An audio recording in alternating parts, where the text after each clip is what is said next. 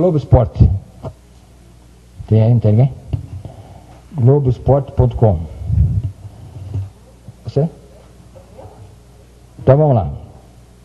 A chapa Paixão pelo Furacão sempre critica a MCP por sua gestão individualista.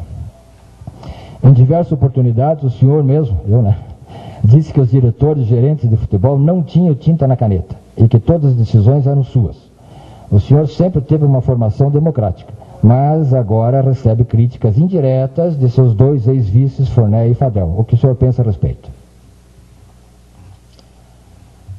Bom, na área do futebol, que são os diretores e os gerentes de futebol, eu sempre dei a última palavra. Isso em todas as contratações, o que não significa que eu concordava com todas as contratações. Eu procurava preservar a questão financeira, para não pôr num jogador que eu sabia que não ia dar nada, dinheiro que não teria retorno. Tá? Foi como eu disse há pouco para vocês, quando eu expliquei os jogadores que vieram, que eu não queria que viessem, e que alguns deles não tinham custo nenhum, acaba vindo. Porque você não pode ter um diretor de futebol e a toda hora recusar as propostas que eles fazem para trazer jogador, porque senão o diretor diz, o que eu estou fazendo aqui? Eu vou embora. Então, eu dizia que eles não tinham tinta na caneta para fechar a negociação na parte financeira, porque eu queria saber o quanto nós estávamos gastando e se podíamos gastar. E não era só eu, não. O Enio também fazia muito isso. Nós fazíamos reuniões juntos. E por várias vezes o Enio disse, não, esse jogador não dá, isso é muito caro, isso não serve para nós vamos gastar à toa. Então era uma coisa discutida em diretoria, principalmente por mim, com o Enio, que era o vice e responsável pela parte financeira do clube. Ele, mais do que eu, sabia como é que estavam as nossas condições financeiras, até onde nós poderíamos ir. Então, como eu já disse, teve atleta que veio aqui sem que eu quisesse. O Márcio, o goleiro, o Edson, o goleiro, o Marcos Pimentel, o Ale, Gabriel, o Edilson, o Robson, o Rodriguinho, mas acabaram vindo, alguns com despesa para o clube. Quanto às críticas que diz que eu tenho recebido indiretas, a gente sabe que isso é um juízo de apreciação. Crítica é um juízo de apreciação.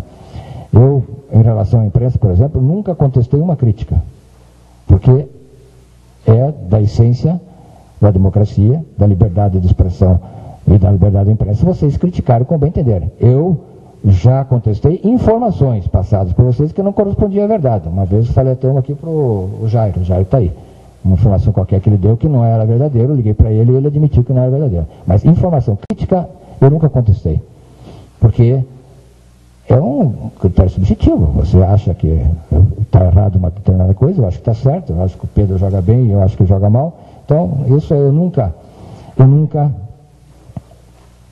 contestei.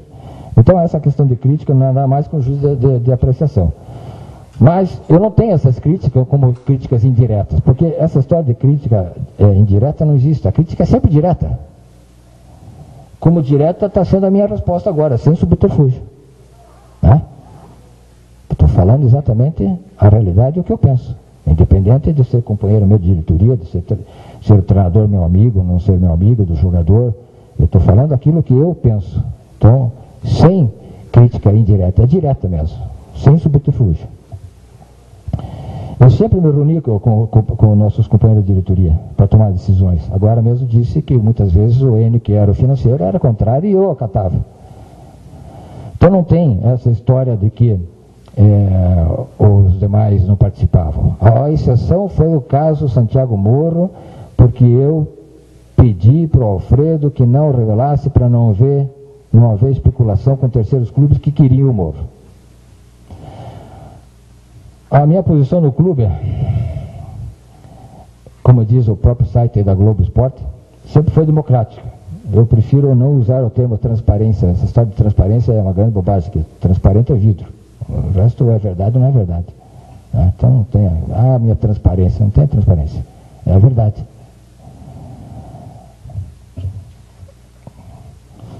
Agora, é claro que há uma hierarquia dentro do clube. O presidente é mais do que o vice, do que o segundo vice, do que o secretário, do que o tesoureiro, do departamento de futebol. Então vai prevalecer a posição do presidente. Mas não aquela posição autoritária, sem discussão. Mas chega um momento que o presidente tem que decidir. E aí eu decido. Nunca deixei de decidir.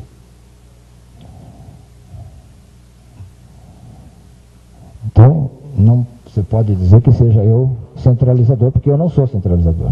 Quem conviveu comigo sabe que sempre tive o maior respeito, o maior zelo por todos aqui dentro, inclusive por funcionários que estão presentes, sabem que eu respeitei e respeito a todos. E nunca impus a minha posição de presidente ou o meu exercício do poder pelo simples exercício do poder.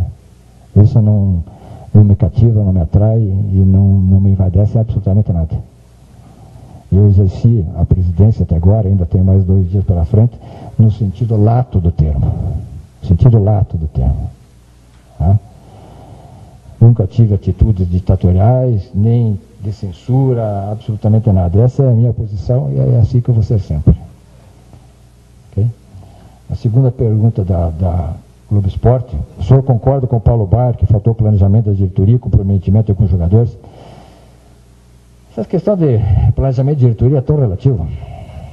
Curitiba, por exemplo. Hoje ontem eu li o Wilson dizendo que não tinha sido planejado para ser campeão da Copa Brasil nesse ano. E quase foi.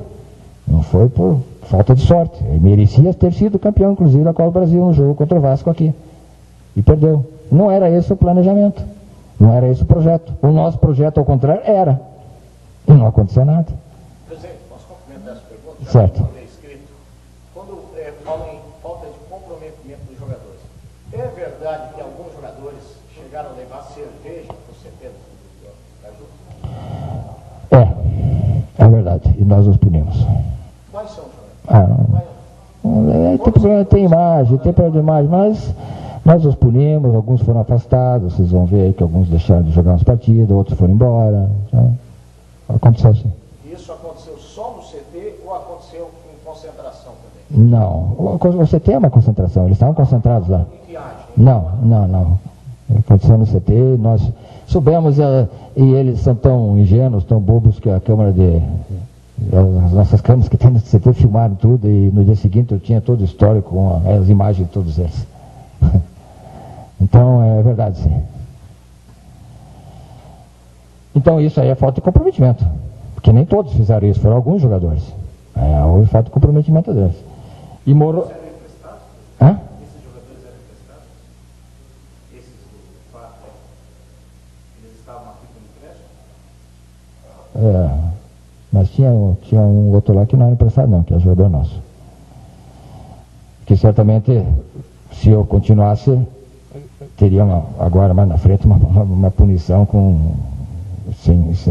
a não renovação do contrato. Mas agora isso não é mais problema meu. E a outra pergunta é do Moro Garcia, que sabia se o Alfredo recebeu comissão e se saiu para contratar o Martinúcio e voltou com o Moro. Eu acabei de contar a história, que saiu para contratar o Martinúcio e acabamos contratando o Moro, que era a segunda opção. E quanto à comissão, não teve comissão absolutamente nenhuma. Salvo que venha alguém aqui e me mostre. Nessa esteira de comprometimento, presidente, o Paulo Rink, que o senhor colocasse a questão do Paulo Rink. Falta de comprometimento. Nós estamos num jogo em Florianópolis contra o Avaí, precisando ganhar desesperadamente, porque o Avaí, inclusive, é nosso concorrente direto ao rebaixamento. Ao rebaixamento, não é concorrente para ser campeão, ao rebaixamento. E o gerente de futebol vai para lá um dia antes, se fecha numa sala para jogar pôquer. O clube chega no dia seguinte, ele não aparece. E no sábado, eu chego no domingo, eu estava fora de Curitiba, tomei um voo direto de Foz do Iguaçu, saí às 5h30 da manhã para chegar em Florianópolis, o jogo. Vou almoçar, não vejo o Paulo, pergunto ao Paulo onde é que está, não está, daqui a pouco ele aparece com um cara que tinha levantado há 2 minutos, à 1h30 da tarde. Eu fui verificar o que está acontecendo e constatei, na internet, vocês abrem a internet e vão ver ele lá jogando pôquer. Não tinha outra coisa a fazer que não dispensava, foi o que eu fiz. Esse estava sem qualquer comprometimento. Foi ídolo nosso? Foi. É um rapaz bom? Gosto dele? Gosto. Mas profissionalmente, ele cometeu um ato censurável a toda a prova. Só foi esse ato? Esse ato, entre aspas, Só. A única disciplina dele foi essa. Não tinha nenhum atrito, então, que como já circulou entre ele e o Ocimar? Não, o Ocimar, quando ele entrou, o Ocimar já não estava mais. Não, mas lá no início, né? Daí o Ocimar saiu, ele ficou. Não teve nada. Absolutamente, ele não era nem funcionário do Atlético, não sabe? Ele foi funcionário, e aí é outra coisa que é bom esclarecer. O Paulo, quando voltou como jogador do Atlético. E ele ficou aqui, não lembro se é 2006, 2007, e acabou encerrando a carreira e virou componente do nosso departamento de relações internacionais.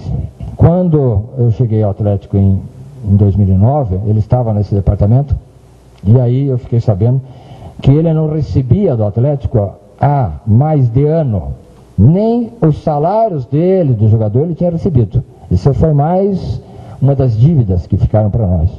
Aí o Enio, que era o financeiro, falou com o Paulo, fez um parcelamento e nós ficamos um ano pagando o parcelamento do Paulo, mais o salário do mês, porque a diretoria anterior nos entregou o clube com mais essa dívida. Nem o salário do Paulo estava pago. Furacão.com. O senhor não é candidato nas próximas eleições. Pretende continuar frequentando os estádios e acompanhando o Atlético? Sim. Como eu sempre fiz, futebol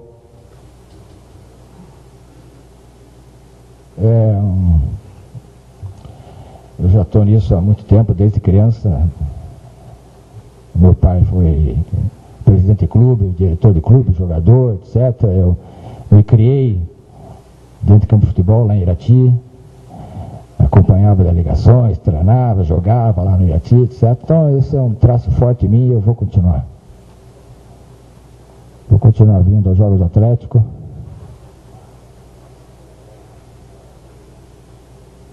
Por que continuar como dirigente? Cansei. Sacrifício muito grande. Pessoas de boa índole ficam pouco tempo nos clubes.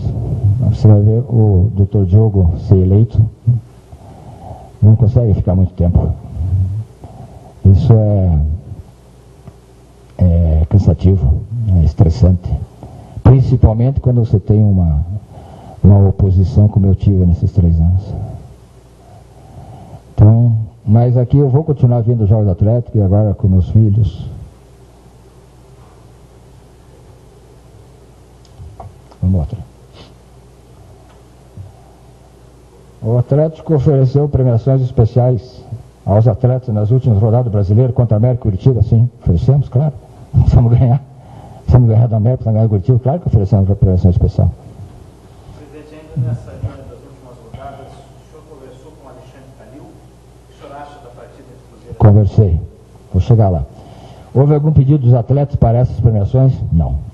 Eu tomei a iniciativa de procurá-los, procurei pelo Paulo, o Marcinho e o Kleber Santana, que eram os líderes, e fiz uma reunião com eles e eu disse: vocês vão ter uma gratificação especial para ganhar do América e para ganhar do Curitiba. No jogo contra o Curitiba foi paga alguma premiação aos atletas pela vitória, mesmo com o rebaixamento? É evidente que não pagamos nada. Pagamos vitória quando somos rebaixados. Mas eu conversei com o Calil, sim, antes do jogo contra o Cruzeiro, por telefone, e ele me disse: Marcelo, você não se preocupe aqui conosco, você se preocupe em ganhar do Curitiba, que vai ser difícil, porque aqui nós não perdemos para o Cruzeiro. E aí, pode ficar sossegado, cuida do teu time aí. Então, que bom, ótimo, muito obrigado. E ele disse, completou para mim: eu tenho aqui um amigo teu que quer falar com você. Passou o telefone, era o Carlinhos Neves, que estava lá, e disse: presidente, fique sossegado, nós estamos preparando aqui, vamos ganhar do Cruzeiro. Pode ganhar aí e torcer para o Bahia. Tá bom. Torcemos para o Bahia ganhou, ganhamos do Curitiba e eles perderam. Vexatoriamente por 6-1. Normal não, né? 6-1? Não, o senhor considera normal? Não, o normal é num clássico, um dos dois. O normal num clássico é empate, até, né? Mas um dos dois ganhar não tem problema. Mas 6-1, não sei quando é que foi a última vez que o Atlético Mineiro tinha perdido por tantos gols de diferença assim para o Cruzeiro. Nunca, pois é. O senhor vê algo de estranho? Não vejo, mas o presidente Calil parece que vê e mandou abrir um inquérito, né? Não sei que vai estar aí, como é que está sendo isso, mas eu acredito que isso não passa de barulho dentro da realidade do futebol. RPC. Por que o departamento de futebol com Valmor e Elcimar não tinha dinheiro e caneta para contratar e isso mudou com Ibiapino e Moura Garcia? Bom, veja bem, lá no início era outros tempos, nós realmente não tínhamos dinheiro e eu tinha que fazer um controle rígido. E sempre fiz, até o final, tanto é que não vamos fechar com falta de dinheiro. Mas isso aqui eu já expliquei tudo, né? A questão era de eu ficar em cima, não tanto para negar a vinda de algum jogador, mas para saber quanto nos custaria a vinda desse jogador. Então é a pergunta da resposta da Globo Esporte, né? Curitiba como modelo de gestão e campanha na Série B pode ser um exemplo para o Atlético? Eu vou pedir desculpa aqui aos torcedores de Curitiba e aos meus amigos o Jair Cirino e o Wilson Andrade, mas modelo somos nós para eles. O Atlético é modelo para Curitiba. O Curitiba nos segue. O Curitiba, há pouco tempo, alterou os estatutos para adaptá-lo de acordo com o do Atlético. O Curitiba criou um conselho de gestão com 9 pessoas, não deu certo. O nosso é de 5, eles passaram para 5. Agora, a partir de dia 22, que o Wilson assume, é de 5. Então, nós estamos servindo de modelos para o Curitiba. Fizemos um plano de sócio extraordinário, eles foram atrás e também fizeram um plano de sócio. Né? Então, aqui eu acho que é exatamente o inverso. O senhor não se arrepende de ter mandado o Geninho embora? Eu já falei sobre isso antes na resposta da Gazeta, né? Só uma pergunta. Muitos dizem que você recusou a vinda do Borges, é verdade? Muitos eu não sei, mas eu li uma entrevista que o Diogo fala sobre isso, que ele tinha sugerido o Borges para mim e que eu não trouxe. Eu falei com o presidente do Grêmio sobre o Borges. O problema da vinda do Borges é que o Grêmio queria o jogador que estava no Avaí, Marquinhos, e que pertencia ao Santos, estava emprestado ao Avaí. A intenção do Grêmio era o Marquinhos. E aí o Santos disse, tudo bem, nós liberamos o Marquinhos, o Avaí vai concordar, porque tem cláusula expressa que tem que concordar, mas nós queremos o Borges. E aí o Borges foi para o Santos, porque o Santos, para ceder o Marquinhos, exigiu a ida do Borges. Então eu fui, só estou dizendo que essas informações eu obtive com o presidente do Grêmio. Se eu obtive com o presidente do Grêmio, porque eu fui atrás. O salário dele era altíssimo, altíssimo. O Grêmio se propunha a pagar um pedaço, que ainda assim continuaria o salário alto para nós, mas eu fui atrás, porque nós precisávamos de um fazedor de gols. E eu até disse para o presidente do Grêmio, se quiser escolher algum no nosso plantel que substitua o Marquinhos, ele falou, não, o meu treinador, nem sei quem era o treinador, não sei se não era o Renato Gaúcho, quer o Marquinhos no time. Ele quer um meia no time para jogar com aquele que era do Corinthians, Douglas. É um que se movimente mais, não sei o quê, porque o Douglas pouco se movimenta. E o Santos viu o interesse, pegou o Borges. Então foi isso que aconteceu. Aí eu fui atrás. Agora, a gente não obtém a resposta no mesmo momento no dia seguinte, porque eles estavam negociando com o Santos a questão da liberação do Marquinhos. Isso demora. Aí pergunta a RPC ainda, acredita que o fato do Atlético ter demorado para iniciar as obras pode ter tirado a Copa das Confederações de Curitiba? Eu digo que o Atlético não demorou para iniciar as obras. Nós em 2009 estávamos fazendo o primeiro anel, esse primeiro anel aí faz parte da Copa. Nós passamos 2009 e 2010 discutindo reuniões intermináveis com o governador do estado e com o prefeito, a qual eu ia sempre acompanhado do Enio e do Glaucio Jara, que é o nosso presidente do Conselho Deliberativo. Foram várias reuniões, várias idas e vindas para nós chegarmos a um termo de acordo que nós assinamos com eles em setembro de 2010. Isso tem um ano e pouquinho só.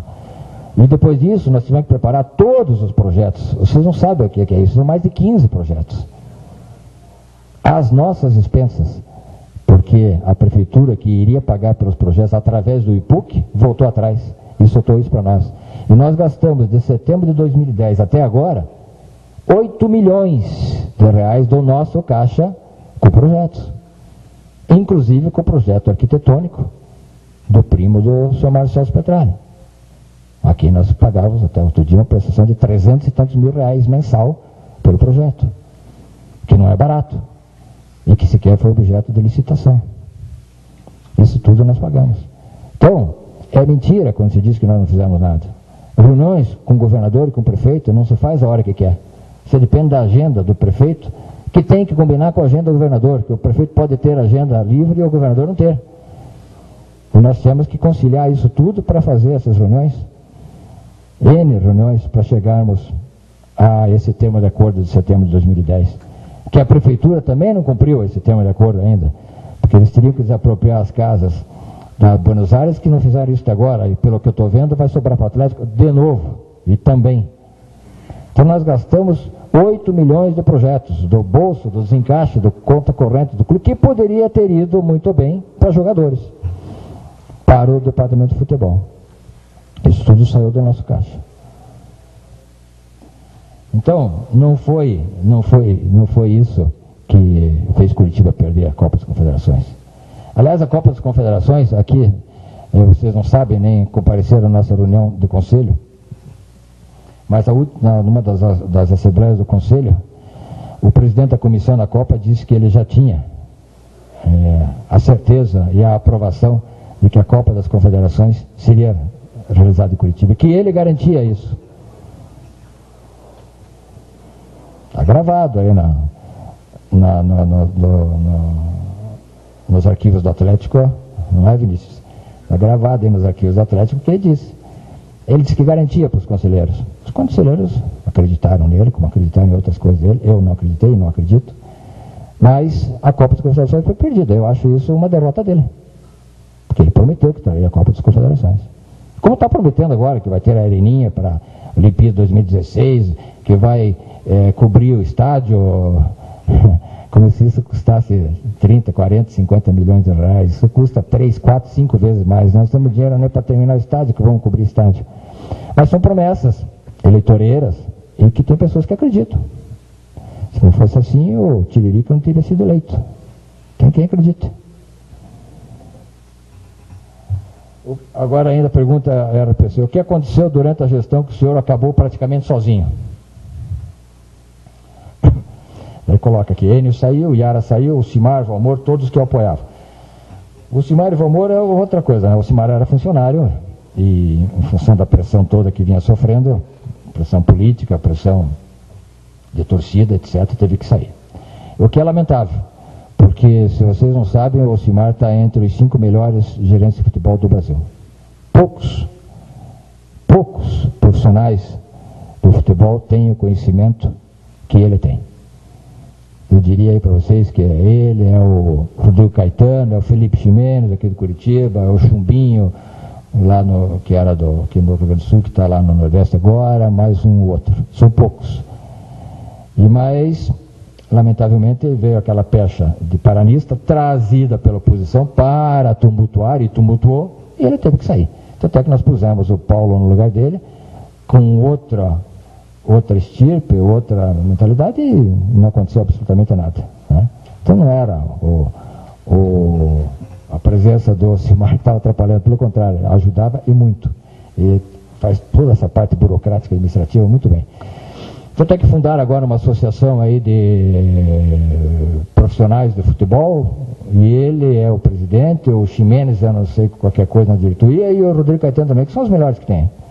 Então foi uma pena a perda dele, mas em função da pressão não foi inevitável. O Valmor já tinha me dito que estava cansado, ele já queria sair no final do ano passado, quando nós terminamos aquele campeonato em 5º lugar, que todo mundo esquece agora, que foi a 4ª melhor campanha da história do Atlético, mas ninguém mais fala nisso, não valeu nada, parece que apagou da estatística. Mas o Valmor já queria sair ali. E eu que pedi para ele: Valmor, fique mais, eu não tenho outro, esse cargo eu sei que é difícil, sofre, é estressante, mas eu preciso de você. E ele ficou mais um tempo a meu pedido.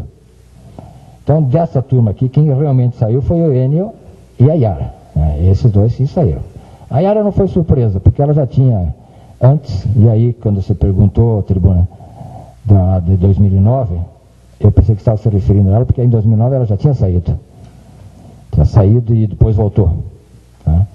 Então a Yara para mim não foi surpresa. O Enio sim, esse foi surpresa. Surpresa porque era meu companheiro de chapa, companheiro vice-presidente, responsável pela parte financeira e que administrou espetacularmente, responsável pela essa obra do primeiro anel aqui da Basílio de Ipirê, que nos custou 4,5 milhões de reais, quando nós não tínhamos um tostão em caixa, que eu já disse, e ele tocou isso aí no peito, com a credibilidade que ele tem junto às construtoras e fornecedores. Então essa eu senti realmente, essa me deixou triste, eu não esperava isso do Enio, realmente eu não esperava, mas é o futebol, né? A gente tem decepções também, né? Essa talvez, junto com o rebaixamento, que esse está em primeiríssimo lugar, mas essa saída do Enio foi uma das decepções que eu tive nos meus 3 anos de mandato.